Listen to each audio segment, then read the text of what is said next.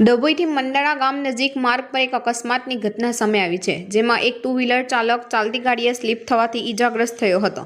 પ્રાથમિક માહિતી મુજબ ચાલક નશાની હાલતમાં હોવાથી વાહન પરનું સંતુલન ગુમાવી બેઠો હતો, જેના કારણે આ અકસ્માત સર્જાયો હતો। ઘટનાની જાણ થતાં N24 ગુજરાતી ન્યૂઝ રિપોર્ટર દ્વારા 108 એમ્બ્યુલન્સને કોલ કરવામાં આવ્યો હતો।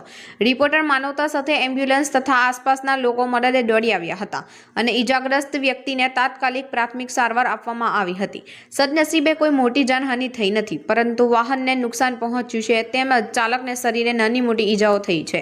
પોલીસ અને વહીવટી તંત્ર દ્વારા વારંવાર અપીલ કરવામાં આવે છે કે ડ્રિંક એન્ડ ડ્રાઈવ એટલે કે નશો કરીને વાહન ચલાવવું માત્ર તમારા માટે જ નહીં, પરંતુ અન્ય લોકો માટે પણ જીવલેણ સાબિત થઈ શકે છે।